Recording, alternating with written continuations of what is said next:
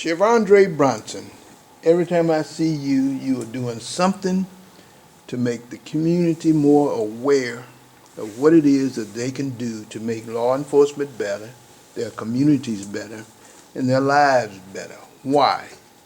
Well, I think it's very, very important, first of all, coming to the schools to let these kids know that we're their friends, we're not their enemies.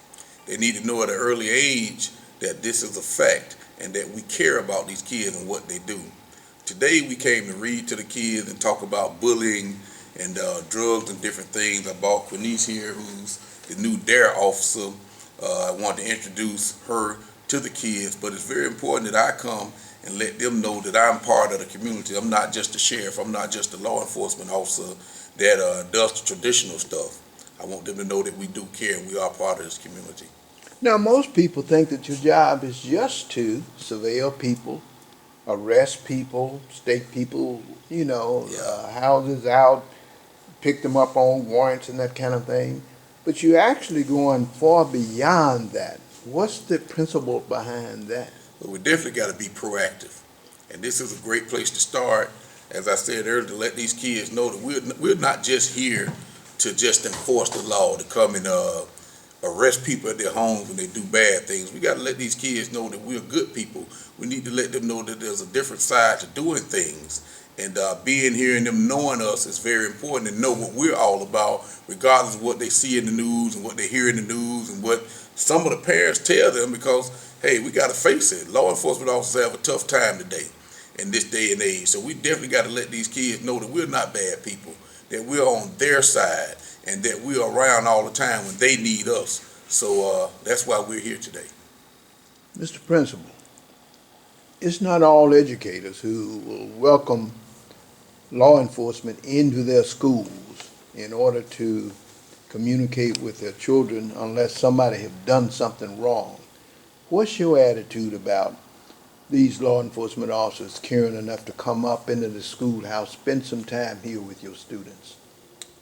It's great. It gives us a chance to show them that these law enforcement officers are human beings just like we are. And living in this community, the kids get a chance to see that I'm actually a human being. I actually live and shop in the same stores that they do. But anytime I can get them to come, I welcome it, because the students really, really need to know that law enforcement is here to protect them. They are the ones that stand between us and that bad man out there that would just run over us if it wasn't for them. And I applaud them for putting their lives on the line for us. And matter of fact, I say a prayer for them every morning and every night, that they would be safe in their families. So our kids will really benefit from this, and especially, as Sheriff said, at an early age, they will get a chance to say, I saw the sheriff and he didn't have horns and he wasn't shooting people down. He actually shook my hand. He gave me a bag of something. He read to us. So if we can just keep that going, it would be great. And if I had my way, they could come every day. Now, you've been in education for a long time. What's the difference in Sheriff Brunson's approach and prior law enforcement officers that you've had to deal with? Well, I think Sheriff Brunson has a proactive approach. I mean, he does not want to have to do the reactive part, because now I got to arrest somebody, I got to put somebody in jail. But if he seems like if he can work it out, then he tries to work it out. And I know where that come from, because he and I worked together for years and years and years. Even when I was principal here before, and at Booker T. Washington, he's always tried to be proactive. I've never seen him just come in and say, where is he? Give him to me. And even when he came in, he tried to reason it out without any, physical violence or anything. So that's his background. He can't do any different when it comes to us, because he's been a part of us most of his life. Yeah. And DARE has been introduced in this program. Yes. Miss DARE officer, how are you getting along with the students since you've kicked off your new program? The students and I I feel like we share like a special bond because I'm so attached to kids, like physical. I don't have any kids, so they are my kids. So when it comes to the school, I like going in the classroom, smiling, hugging them, and speaking to them. Like, it's something new to me. It's new for them too, for me being in the school system. And your program is going to do what for them this year? My program is drugs abuse resistance education, and it's basically talking about drugs, bullying, and self-esteem. And what do you do? How do you implement With the program? And how do you figure out the best approach to get to the most of those young minds that you're going to have to deal with? With the DARE program, you're basically giving the kids an opportunity to be their self. It's less talking with me and letting them express more of their self. So it's an interacting program. Okay, very good. And Sheriff, Yes. I see you got one of your big time deputies there, and every time I see him, he's got his cell phone out taking care of some business. Now we got him sitting here with you. He doesn't have his cell phone out taking care of other business. Hey there, Captain. How you doing, Chief? How you doing today? All right. All right. What's your take on this thing about this going into schools and proactive approach toward law enforcement? I think it's a very good approach. The sheriff has a vision for the community, for the kids, and my job and our job in general is to make that vision a reality. Is to bring his vision to light. Is to get to these kids at a young age to keep them from having to come to 246 County Road 10. You know, Which is the jail. Which is the jailhouse. Right. And, or going to the courthouse down there. That's his vision, and I think that vision is going to be a good reality. And Sheriff, I see you always take your main fellows with you now. I'm telling you the truth. I heard a guy tell you down at the rodeo that you don't hire nobody under 300 pounds. And every time I see you out taking care of business, you got these 300-pound brothers backing you up. Now, why do you guys hang with the sheriff and believe in the sheriff and what he's trying to do? I believe in it because it's giving me, I can say, a second chance. I've been knowing the sheriff now for over 15 years, and how I can relate for what he's trying to do for the community with the kids is because when I was in my adolescence, I didn't have this back from where I'm from. I didn't see a police officer come or a deputy sheriff come to my school or even spend the time to even let me know what's even going on or being what we call real with you. It was always hidden, or everything that we heard was, don't trust the police. They're nothing. You know what I'm saying? They're not gonna do anything good by you. With me being an adult and what's going on in society nowadays, what made me kind of push to go into law enforcement was the negativity outlook that came from the black community, but being from a black community and coming back to Macon County and seeing that we have a black sheriff, how can we have that negative outlook from law enforcement when we're not doing what other things are happening in the United States? So how can we have this nurturing feeling to make the community know, because we're servants of the community. We actually, 90% of our time is actually being a servant to the community. You know, everybody want to hear what's going on social media or in the media about the negative things that officers are doing. We're all not like that. And that's why if you come walk with us and see the things that we do within the community and outside of the community, such as we're the only ones that you can call to come change a tire. As a single mother, you have no one to help you with those things, or clean your yard, or just do just small, minute things in the community that people don't see us doing.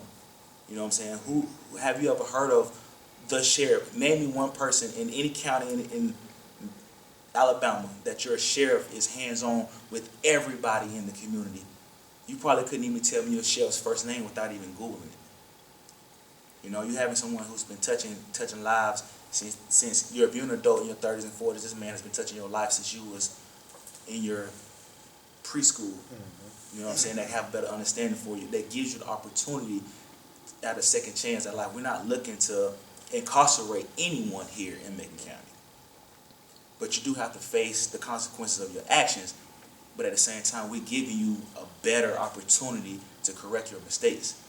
Where other places that you have community corrections, where you can serve your prison time, home, working, and correct your life?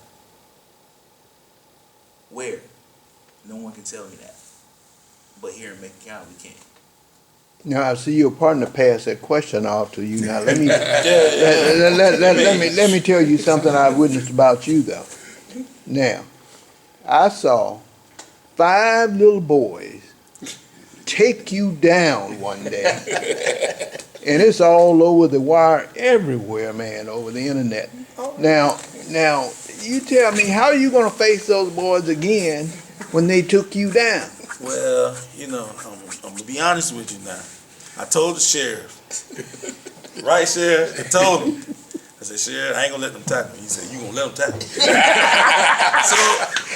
And he helped them too. So me being, his deputy, so I gotta listen. I'm not trying to get fired. But nah, next time, I'm letting them kids know. They gotta line it up again. I ain't like it the way he flexed on me too at the end. Yeah, he gotta see me again. That one gotta see me again. Hey, that was a lot of fun. Sheriff, that was worth big money that day. Yes, it was. Yes, That it was was. worth big money that day. Yes, And it you was. guys gonna be intrinsically ingrained into the psyche of these children, man. Right, As they right, grow every step of the way. right. You know. That's right. And that's you right. know a good thing about what you guys are doing? When they look at you, and then they do a comparative analysis between you and the other law enforcement officers they're going to encounter, they can see that not all officers are bad, That's right. That's right. because they can see the good in you guys. Now we're going to do a roundhouse, Right. close this thing out. And I'm going to start with the principal and come right on down the line, because I got to get my man ducked back in the corner who thought he was going to get away thought he was clean. hiding from us. Yeah. That's him, the shy one. Mr. All about President, business. what's the last word, man? What's your take on this whole discussion that we've had here this morning? Well, it falls right into what I've noticed since the sheriff became sheriff, that things are a lot calmer, they're a lot more friendlier, and I don't really hear of any people speaking negative about the sheriff and the sheriff's department. Most people are really positive about it, and I just appreciate them and want to hope that they will keep us in mind and come out. And I do thank them, because from time to time I see officers driving around and they'll tap the door sometimes and say, I don't need to come in, we just patrolling around. So I do notice it's a big community effort, and he has one of my former students as his deputy and dare officer during the time I was principal at Booker T. Washington High School. Okay, Mr. Deputy tucked away on the corner who thought he was going to get away without talking. You are a quiet man. And I remember Miss Rosie Parks turning this whole nation upside down with quiet power. She didn't get up and curse nobody out about not giving up her seat in the bus for the white man and that kind of thing. So define that quiet power that you have, because I don't hear you talking very much. Pretty much lead by action. I mean, some people they speak, and some of it it's kind of fake. But when I'm kind of influenced by the sheriff, because I was at MPD for 7 years, and we was going from call to call, and a lot of kids, they just saw the negative part of the police. Because you got family members, they do get in trouble, they do commit crimes, and they do get that negative influence to the smaller kids. And being here, I'm able to take a step back and be able to be in the schools a lot more. Just seeing the sheriff demeanor, how he treat others, no matter what. I mean, I'm be honest with you, I'm inspired by it, and I appreciate him a lot. At MPD is what? Montgomery Police Department. All right, and you left Montgomery and came to the country, huh? Oh yes, sir. Yes, sir. All right. Learned a lot. All right. Miss Dare, you came from Montgomery PD too, didn't you? Yes, sir. All right, what was your motivation for coming to the country? From coming to the city, from Montgomery to Tuskegee. My transition was because I'm from Macon County, and to know Sheriff Brunson was the sheriff, and he served in the school system. He's leading by example, and he's a reflection. So I love the way that he handled his business. So I took that step to coming back home. Well, it's nice to have you here because we need as many women in law enforcement in this county as we can get who's committed to taking care of business. I'm going to give you the last word, Sheriff. So, Captain, what's your final word? Well, I just want to know that we have a strong sheriff that we are totally behind, and we look forward to doing greater and bigger things in the community. And one thing I can say, his door is always open for everybody, from Sam on the street corner to the mayor of Tuskegee. It don't make a difference. He talks to everyone, treats everyone the same. You're absolutely right about that. Final word? I'm in love with Macon County. I don't see myself nowhere but here in Macon County. I'm just saying I'm blessed to be here and blessed to be with the sheriff, a man of second chances. I always tell everyone, even when I'm serving, in the correction aspect of it, we're all one bad decision away of being in those guys' shoes. So, like I said, I respect what you call the evilest of the evilest, because every man deserves respect to the man that does a petty crime. Everyone deserves respect and deserves a second chance. Just explaining and knowing why and how. It's always deeper than just the action. I love to hear that empathy coming out of you, man, because most people find it very difficult to put themselves in other people's places, Well, And like you say, it only take one slip or one slide or one slip to be where they are. Go ahead. I mean, like I said, I've been there, I've made bad decisions. I was just blessed enough to not get caught and also to get caught and be punished by the sheriff. But, it gives me a better outlook to better understand, everyone in the community, from a 16-year-old to the man that's 40. Even though I'm still a young guy, I still kind of have empathy and kind of can understand and, just kind of dig deeper down in what the problems are, instead of having a negative outlook on, let's figure out something that's going to be proactive to make the community better, from a child to the adults. Okay, my man. Final word. Okay. Well, my final word is basically just believe in Turbo. I knew you was going to come out. He's the jokester. He is the jokester. Okay, Sheriff, wind it up for me. What do you got? Well, just want to say, all these guys have been handpicked.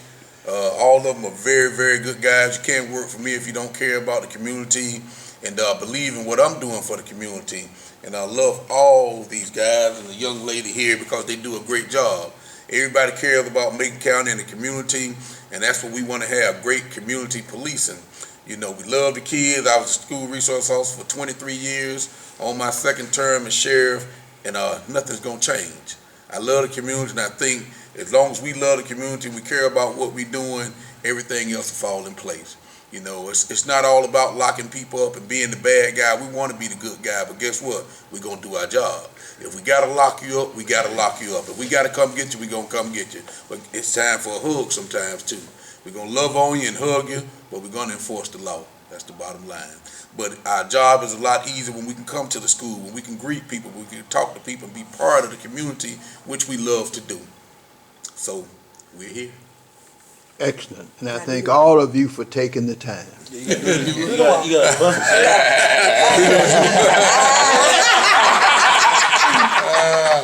There we go.